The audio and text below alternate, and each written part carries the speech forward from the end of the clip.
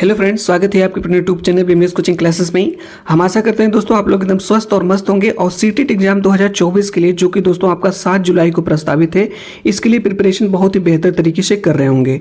दोस्तों आज की क्लास में आपको जो है कि सीडीपी मीन्स बाल विकास एवं शिक्षा शास्त्र की 30 प्रश्नों का एक टेस्ट कराने जा रहे हैं दोस्तों, जिसमें दोस्तों 30 प्रश्नों का एक मॉक टेस्ट है दोस्तों। इस मॉक टेस्ट को के माध्यम से दोस्तों हम ये पता करना चाहते हैं कि अभी तक आप लोगों ने सीटेट एग्जाम के लिए कितनी अच्छी तैयारी की है।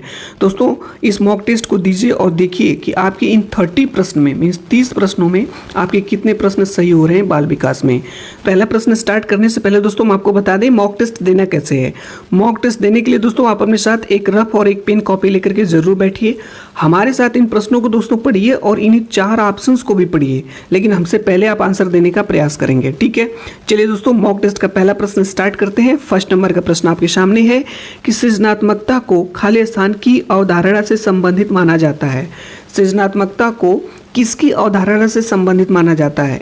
ए वाला ऑप्शन है रवादार बौद्धिकता, बी अविस्तृत सोच, सी विविध सोच और डी द्रव बौद्धिकता। तो जल्दी से दोस्तों इसका राइट आंसर सोच लीजिए क्या होगा। तो इसका सही आंसर हो जाएगा ऑप्शन नंबर डी यानी कि द्रव बौद्धिकता। तो दोस्तों अगर आपका ये क्वेश्चन सही है तो अपने कॉपी पे टिक कर लीजिए सही का, अगर गलत है तो क्रॉस कर लीजिए। चलिए दोस्तों मॉक टेस्ट का दूसरा प्रश्न स्टार्ट करते हैं। सेकंड नंबर का, किसी भाषा के स्वीकृति ध्वनि संयोजनों को इसके खाली स्थान नियमों के अंतर्गत बताया जाता है। किसी भाषा के स्वीकृत ध्वनि संयोजनों को किसके नियमों के अंतर्गत बताया जाता है? ए व्याकरणिक, बी वाक्यात्मक, सी विभक्ति विषयक और डी ध्वनि संबंधी। तो जल्दी से दोस्तों इसका राइट आंसर आप लोग बताइए क्या होगा। तो इसका सही आंसर हो जाएगा ऑप्शन नंबर डी ध्वनि संबंधी। तीसरा प्रश्न दोस्तों है मॉक टेस्ट का कि जब सोचने की प्रक्रिया किसी भाषा द्वारा प्रभावित होती है तो ऐसी स्थिति को कहते हैं। जब सोचने की प्रक्रिया किसी भाषा द्वारा प्रभावित होती है तो ऐसे स्थिति को कहते हैं। ए भाषा निर्धारित, बी संज्ञानात्मक पक्ष, सी सामाजिक भाषाई उद्गृत और डी संस्कृत प्रभावित। जल्दी से दोस्तों आप लोग राइट आंसर सेलेक्ट कर लीजिए कौन सा सही होगा। हम आपको समय दे रहे हैं। तो इसका सही आंसर हो जाएगा दोस्तों ऑप्शन नंबर ए यानी कि भाषा निर्धारित। मॉक टेस्ट का दोस्तों अगला प्रश्न है कि अपने अनुभव और लक्षणों के आधार पर उपकरणों में खराबी के कारण की परिकल्पना का परीक्षण कर रवि उपकरणों की मरम्मत करता है, वह उपयोग करता है। एक बार फिर से प्रश्न को दोस्तों हम पढ़ रहे हैं। अपने अनुभव और लक्षणों के आधार पर उपकरणों में खराबी के कारण की परिकल्पना का परीक्षण कर रवि उपकरणों की मरम्मत करता है, वह उपयोग करता है। ए कलन विधि का, बी मानसिक दृढ़ता का, सी अनुमानी विधि का, डी अंतर्दृष्टि का। तो इसका राइट आंसर दोस्तों आप लोगों को बताना है क्या होगा। तो इसका सही आंसर जल्दी से आप लोग सेलेक्ट कर लीजिए दोस्तों। हम आपको हर प्रश्न में टाइम देंगे और दोस्तों आपके पास टाइम है और इसका सही आंसर आप लोगों को बताना है। तो इसका सही आंसर हो जाएगा ऑप्शन नंबर सी यानी कि अनुमानी विधि। अभी तक दोस्तों हम आपको 4 प्रश्न करा चुके हैं। 4 प्रश्न में आपके कितने प्रश्न सही हुए आप इसका असेसमेंट करते चलिए दोस्तों। अगला प्रश्न दोस्तों मॉक टेस्ट का दोस्तों अगला प्रश्न है। सभी प्रश्न आपके लिए महत्वपूर्ण हैं और देखते हैं दोस्तों क्लास के अंत में कितने प्रश्न आप सही कर पाते हैं। दिव्या अक्सर निर्देशित कार्यों को छोटे छोटे हिस्सों में विभाजित कर आसान बना लेती है, वह उपयोग करती है। एक बार फिर से हम प्रश्न को पढ़ रहे हैं। दिव्या अक्सर निर्देशित कार्यों को छोटे छोटे हिस्सों में विभाजित कर आसान बना लेती है, वह उपयोग करती है। ए द्वितीयक विस्तारण विधि का, बी उपलक्ष्य विश्लेषण विधि का, सी क्रियात्मक जड़ता नियामक विधि का, डी कम करने की विधि का। आप लोग इसका राइट आंसर जल्दी से सेलेक्ट कर लीजिए क्या होगा। तो इसका सही आंसर हो जाएगा ऑप्शन नंबर बी उपलक्ष्य विश्लेषण विधि का। क्या ये वाला क्वेश्चन दोस्तों आपका सही हुआ कि नहीं हुआ आप अपने कॉपी पे टिक कर लीजिए। अगर सही है तो टिक का निशान कर लीजिए, अगर गलत है तो क्रॉस कर लीजिए। आगे अगला प्रश्न है मॉक टेस्ट का कि पुरुष और महिला की भूमिकाओं का निर्धारण समाज करता है, यह कथन बताता है कि। फिर से पढ़ते हैं प्रश्न को दोस्तों। पुरुष और महिला की भूमिकाओं का निर्धारण समाज करता है, यह कथन बताता है कि। ए लैंगिकता एक आनुवांशिक प्रतिभा है, बी लैंगिकता एक अंतर्ज्ञानी अवतरण है, सी लैंगिकता एक सामाजिक अवतरण है, डी लैंगिकता एक अंतर्निहित अवतरण है। इसका आंसर आप लोगों को बताना है क्या होगा। जल्दी से इसका राइट आंसर दोस्तों सेलेक्ट कर लीजिए कौन सा सही होगा।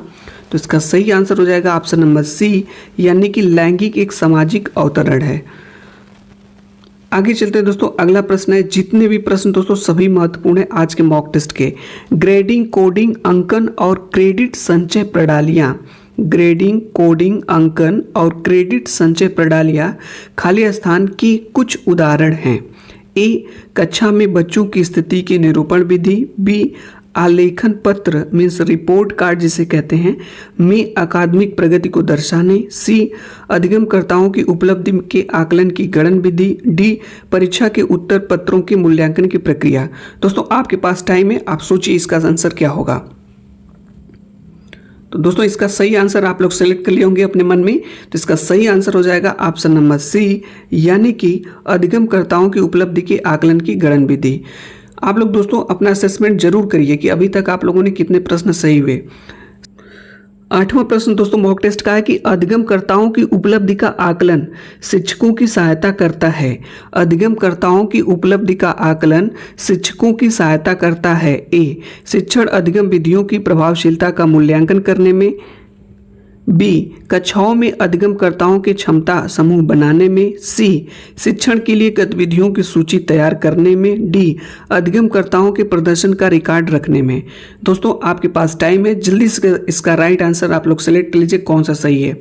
इसके बाद हम आपको बता रहे हैं कौन सा ऑप्शन सही होगा इसका। तो इसका राइट आंसर हो जाएगा, अगर आप दोस्तों अपने मन में ऑप्शन नंबर ए सेलेक्ट किए होंगे तो यही सही हो जाएगा, शिक्षण अधिगम विधियों की प्रभावशीलता का मूल्यांकन करने में। अगला प्रश्न दोस्तों, समावेशी शिक्षा खाली स्थान किस सिद्धांत पर आधारित है। This is too easy question दोस्तों, बहुत आसान प्रश्न है। समावेशी शिक्षा खाली स्थान किस सिद्धांत पर आधारित है। ए, क्षमता एवं समान अवसर। बी, सामाजिक अस्तित्व एवं वैश्वीकरण। सी, विश्व बंधुता। और डी, सामाजिक संतुलन। इसका राइट आंसर दोस्तों अपने मन में जल्दी से सेलेक्ट कर लीजिए कौन सा सही है। तो इसका राइट आंसर हो जाएगा ऑप्शन नंबर ए, समता एवं समान अवसर। अगला प्रश्न है दोस्तों कि दिव्यांगजन अधिकार अधिनियम वर्ष में लागू किया गया, यानी कि दिव्यांगजन अधिकार अधिनियम किस वर्ष लागू किया गया। 1995 में, 1999 में, 2016 में या 1992 में। आप लोग इसका राइट आंसर बताएंगे क्या होगा। तो जल्दी से दोस्तों आप अपने मन में सेलेक्ट कर लीजिए इसका राइट आंसर क्या होगा। तो इसका सही आंसर हो जाएगा ऑप्शन नंबर सी, यानी कि 2016 में। मॉक टेस्ट का दोस्तों अगला प्रश्न है कि व्यक्तिगत विविधताओं वाले बच्चों को पढ़ाने के लिए ऐसे विद्यालय होने चाहिए जहां शिक्षक। दोस्तों यह एक कॉमन सेंस का प्रश्न है, इसका राइट आंसर आप लोगों को बताना है कि व्यक्तिगत विविधताओं वाले बच्चों को पढ़ाने के लिए ऐसे विद्यालय होने चाहिए जहां शिक्षक। ए वाला ऑप्शन आपका है विविध अधिगम आवश्यकताओं के अनुसार विभिन्न शिक्षण अधिगम प्रविधियों का प्रयोग करने में प्रशिक्षित हो। बी, विशिष्ट व्यक्तिगत विविधताओं वाले बच्चों को पढ़ाने के लिए प्रशिक्षित हो। सी, बच्चों को समरूप अधिगमकर्ता बनाने में प्रशिक्षित हो। डी, व्यक्तिगत विविधताओं के आधार पर वर्गीकृत की गई कक्षाओं के विभिन्न वर्गों में पढ़ा सके। इसका सही आंसर आप लोग बताएंगे। तो इसका राइट आंसर हो जाएगा आपका ऑप्शन नंबर ए, यानी कि विविध अधिगम आवश्यकताओं के अनुसार विभिन्न शिक्षण अधिगम प्रविधियों का प्रयोग करने में प्रशिक्षित हो। तो दोस्तों अभी तक आपके 11 क्वेश्चन हो गए हैं, हम लोग चलते हैं 12 नंबर के क्वेश्चन पे। कह रहे हैं कि निःशुल्क एवं अनिवार्य बाल शिक्षा अधिकार अधिनियम 2009 दिव्यांग बच्चों की निःशुल्क शिक्षा के अधिकारों को सुनिश्चित करता है। निःशुल्क एवं अनिवार्य बाल शिक्षा अधिकार अधिनियम 2009 दिव्यांग बच्चों की निःशुल्क शिक्षा के अधिकारों को सुनिश्चित करता है। यानी कि दोस्तों किस आयु वर्ग से किस आयु वर्ग तक के बच्चों के लिए निःशुल्क शिक्षा की अधिकारों को सुनिश्चित करता है। आप लोग बताएंगे। 4 ऑप्शन है दोस्तों, जल्दी से राइट आंसर सेलेक्ट कर लीजिए। तो इसका सही आंसर हो जाएगा ऑप्शन नंबर डी, यानी कि 6 वर्ष से 18 वर्ष तक के लिए। अगला प्रश्न दोस्तों मॉक टेस्ट का, विविध अधिगमकर्ताओं के लिए सुगम्य स्वरूपों में शिक्षण अधिगम सामग्रियां प्रदान करने का तात्पर्य से है। फिर से हम लोग पढ़ते हैं प्रश्न को।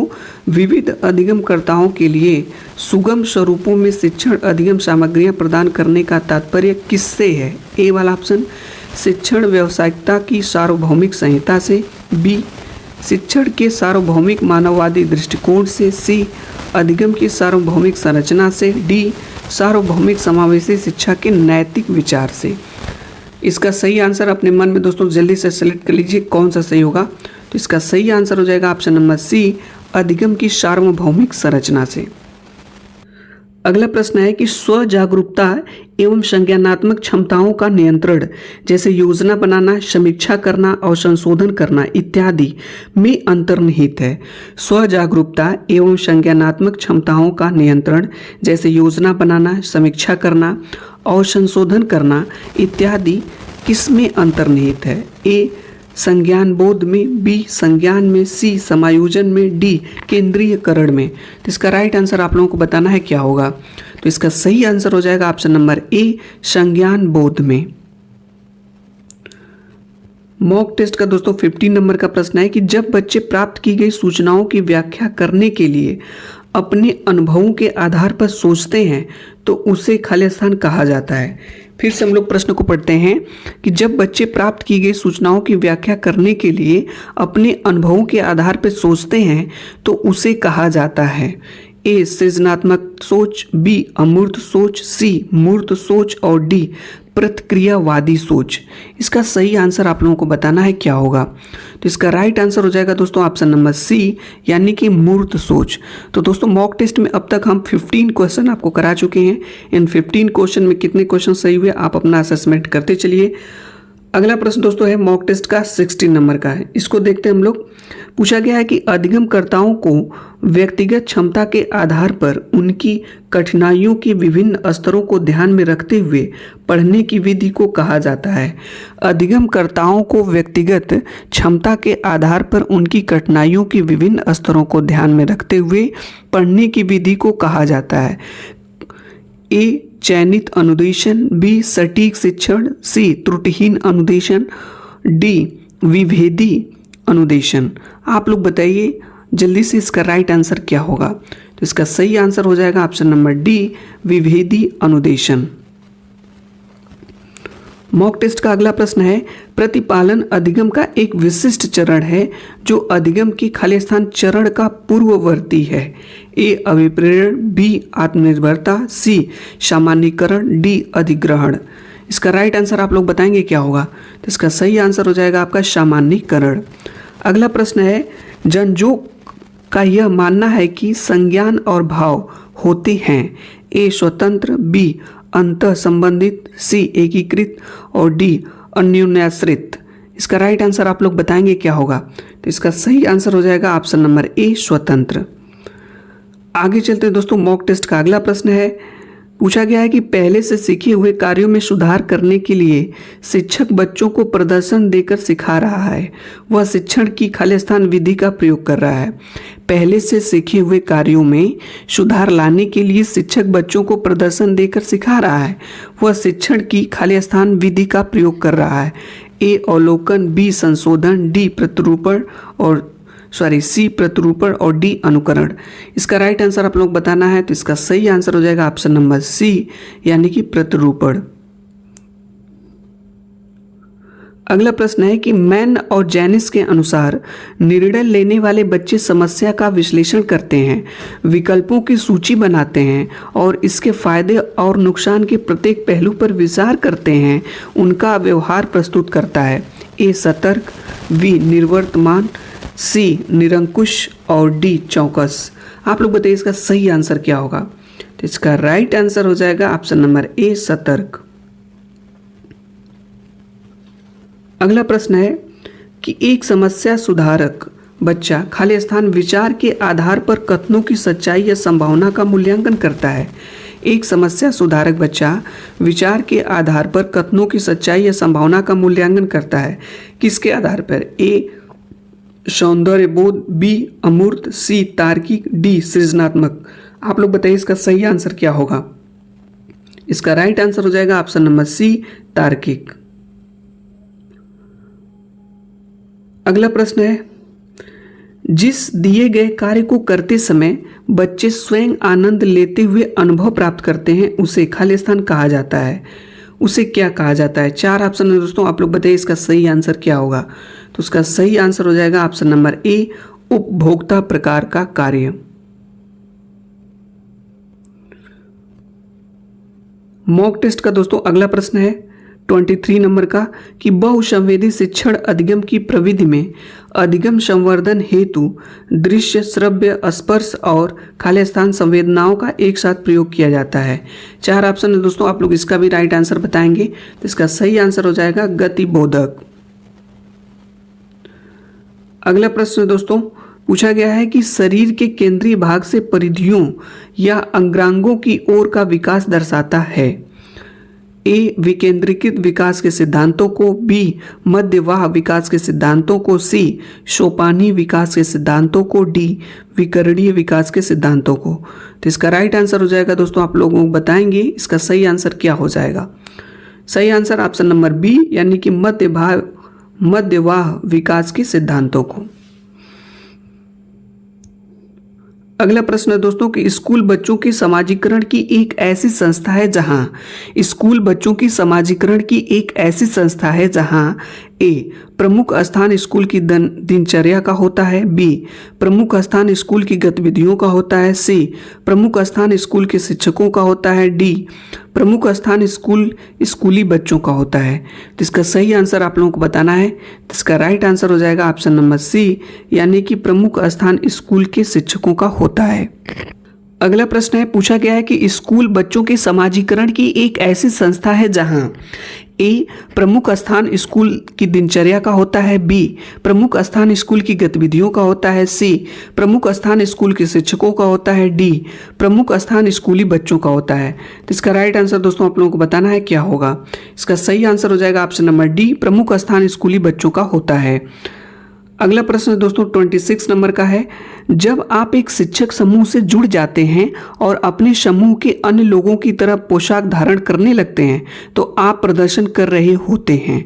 ए, समूह आज्ञाकारिता का, बी, समूह निर्देशन अनुपालन का, सी, समूह की अनुरूपता का, डी, समूह की पहचान का। तो इसका राइट आंसर आप लोग बताएं जल्दी से क्या होगा। तो इसका सही आंसर हो जाएगा ऑप्शन नंबर सी, समूह की अनुरूपता का। आगे चलते दोस्तों अगला प्रश्न हमारा है कि किसी वस्तु के अस्थायित्व की अवधारणा पियाजे के विकास के खालिस्तान चरण में प्राप्त हो जाती है। किसी वस्तु के अस्थायित्व की अवधारणा पियाजे के विकास के किस चरण में प्राप्त हो जाती है। आप लोग को दिएगा 4 चरण यहाँ पे दिए गए हैं। तो इसका सही आंसर हो जाएगा ऑप्शन नंबर डी, संवेदी गामक। आगे चलते हैं दोस्तों अगला प्रश्न है कि व्यक्तिगत शिक्षा कार्यक्रम की योजना खाली स्थान के संदर्भ में बनाई जाती है। व्यक्तिगत शिक्षा कार्यक्रम की योजना किसके संदर्भ में बनाई जाती है। तो इसका सही आंसर हो जाएगा दोस्तों ऑप्शन नंबर ए ही, बाल केंद्रित शिक्षा कार्यक्रम। तो दोस्तों मॉक टेस्ट का और इस क्लास का सेकेंड लास्ट क्वेश्चन है। खाली स्थान पूछा गया है कि महीनों की आयु के बीच अधिकांश बच्चे शब्दों को मिलाकर छोटे छोटे वाक्यों में बोलना शुरू कर देते हैं। यानी दोस्तों किस महीने से किस महीने की आयु तक के बच्चे, अधिकांश बच्चे शब्दों को मिलाकर छोटे छोटे वाक्यों में बोलना शुरू कर देते हैं। क्या 18 से 24 या 24 से 30 या 30 से 36 या 12 से 18। आप लोग बताइए इसका सही आंसर क्या होगा। इसका राइट आंसर हो जाएगा ऑप्शन नंबर ए, 18 से 24 महीने के बीच के बच्चे।